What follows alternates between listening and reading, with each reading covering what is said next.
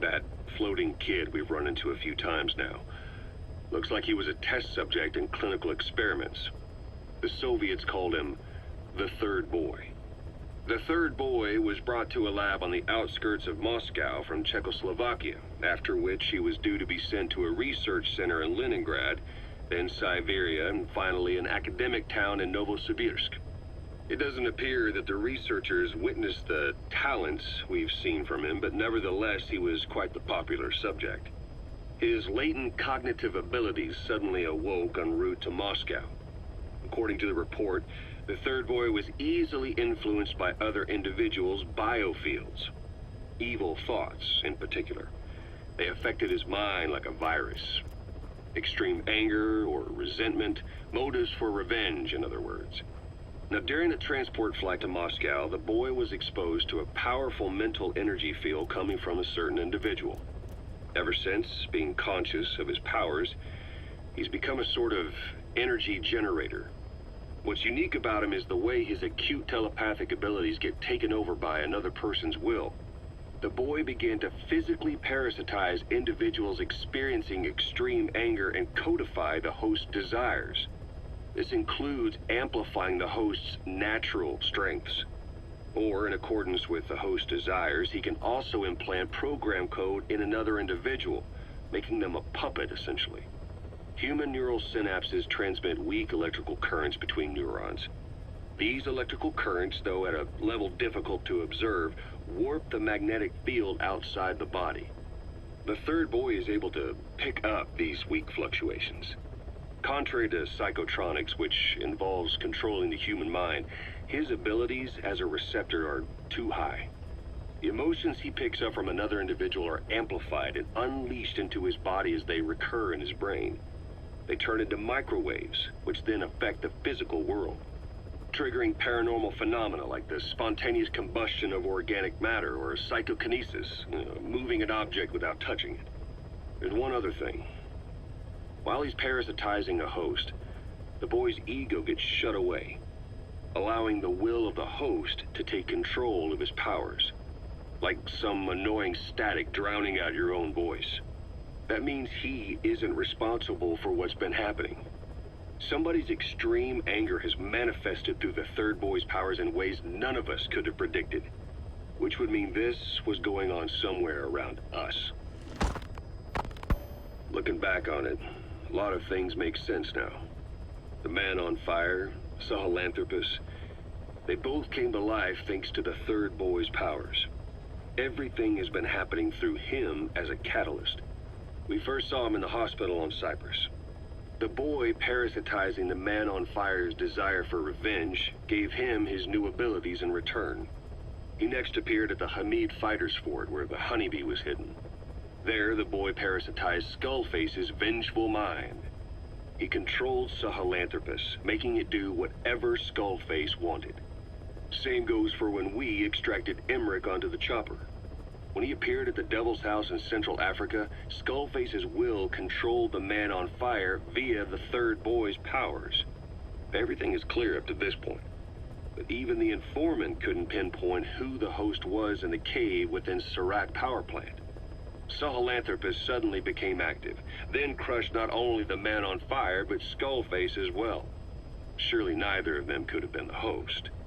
Who else was at that location and bore anger more extreme than either of them? Whose will was controlling Sahelanthropus? According to the report, emotions transmitted in children's brains affect the surrounding magnetic field more strongly. Cerebral nerves are covered with insulation called myelin sheaths to increase impulse speed. The reason for this leakage has to do with the fact that children's myelin sheaths are still developing.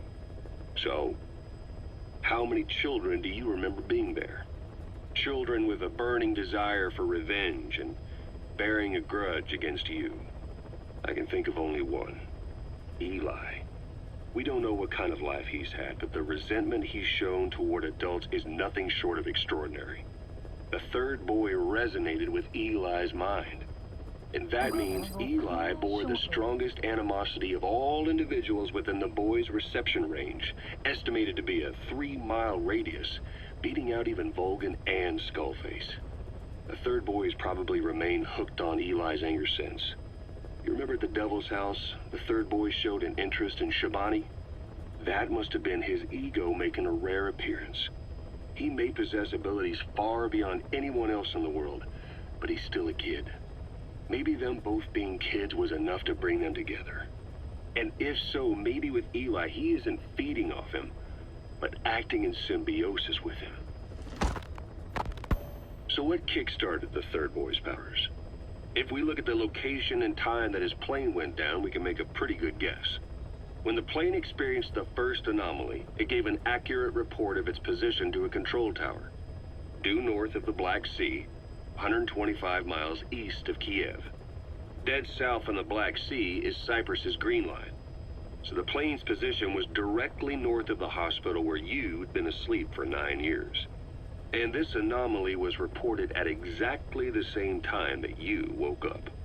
The plane was enveloped in flame from the inside out. The fuselage burnt to ashes. There were no survivors, at least not publicly admitted. Your thoughts formed a synchronicity with the boy's psyche and were amplified inside his brain. That would have been more than enough to trigger his abilities.